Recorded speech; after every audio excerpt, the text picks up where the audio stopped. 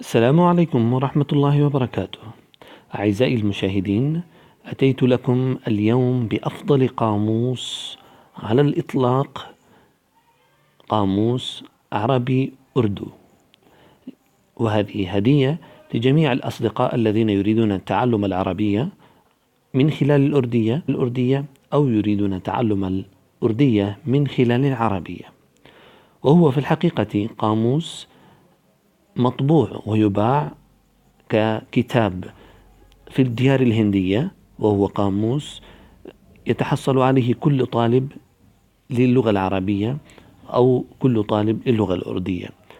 قاموس يسمى بقاموس الوحيد، ولكن كما نعلم أن نسخة PDF من الكتاب، أو خاصة إذا كان الكتاب قاموسا حيث أنك تبحث فيه عن كلمة واحدة وتحتاج إلى وقت كثير أو وقت طويل حتى تتحصل على هذه الكلمة، فتضيق بذلك. ولكن أتيت لكم اليوم ببرنامج، هذا البرنامج هو عبارة عن نفس القاموس، قاموس الوحيد، ولكنه في شكل برنامج، حيث أنك إذا أردت أن تبحث عن أي كلمة تبحث عنها بسهولة جدا، خلال أجزاء من الثانية تتحصل على جميع معاني الكلمة. لننظر، هذا هو القاموس. هنا أريد أن أكتب مثلا منع، ستجد جميع معاني منع في قاموس الوحيد، كما نرى هنا قاموس الوحيد، وهنا أيضا قاموس الوحيد. وكذلك بإمكانك أن تنسخ المعاني، بإمكانك أن تشاركها مع غيرك، وهنالك الكلمات التي بحثت عنها سابقا. وطبعا البرنامج برنامج جيد جدا. وكذلك هنالك تطبيق آخر، وهو تطبيق الجولدن ديكشنري، وهو أيضا تطبيق جيد جدا.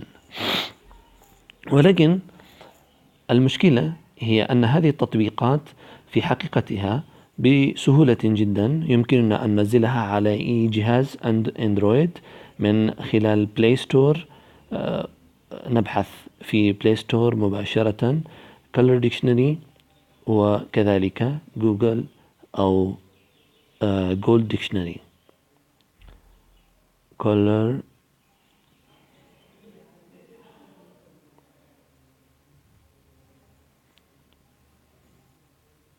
نعم، هذه هي، والأخرى Golden Dictionary. ليس عليك، هي برامج مجانية، وليس عليك إلا أن تنزلها مباشرة بدون أي تكلفة. نعم، Golden Dictionary. طيب، بعد ذلك الشيء المهم الذي سأعطيكم إياه هي خدمة بعض الأصدقاء، حيث أنهم حولوا هذا الكتاب، كتاب قاموس الوحيد، إلى شكل تكست، نص مطبوع على الجهاز الحاسوب، وذلك حتى يمكن إنشاء مجموعة الكلمات التي يمكن البحث عنها.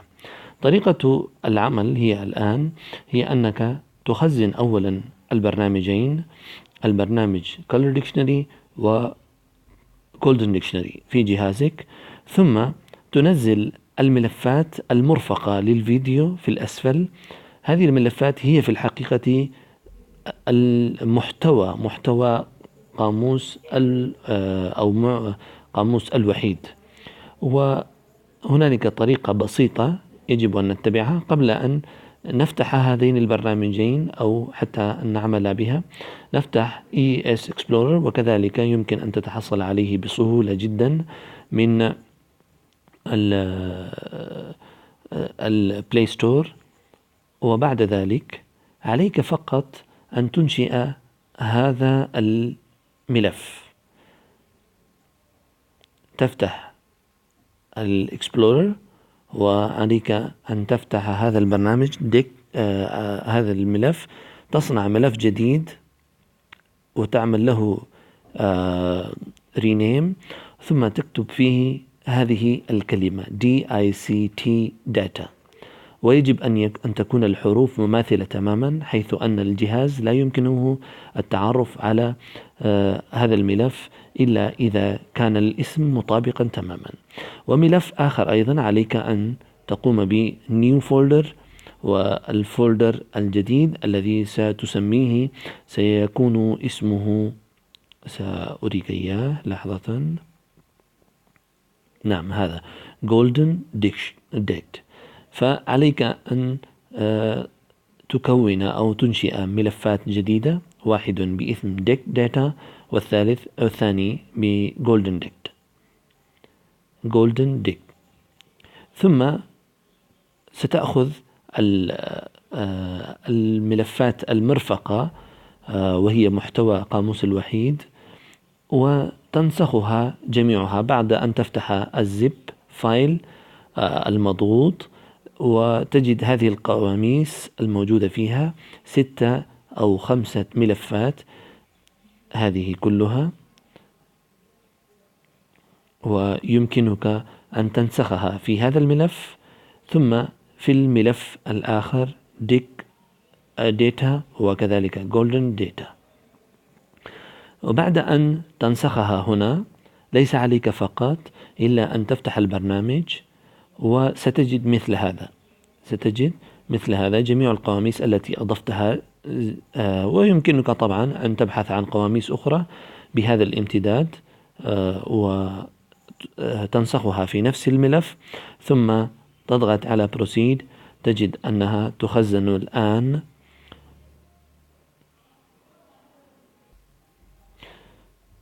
نعم إخواني الأعزاء، فبعد أن يتم تخزين القواميس أو محتويات قاموس الوحيد، عليك أن تضغط زر Done، وستجد أمامك قاموس كامل. بإمكانك أن تختار أي قاموس تريد أو من أي لغة إلى لغة، أو بإمكانك أن تجعله Any وAny في الأسفل، بمعنى أن يبحث في جميع القواميس المتواجدة في هذا البرنامج. ثم بمجرد أن تكتب أي كلمة، مثلا ذهب، ستجد جميع المعاني الموجودة في هذه القواميس. وببساطة جدا بإمكانك أن تنسخ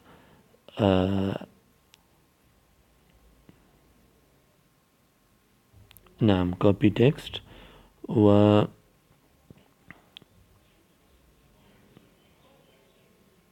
نعم هكذا تنسخ الذي تريده من المعاني وتلصقه أينما تريد.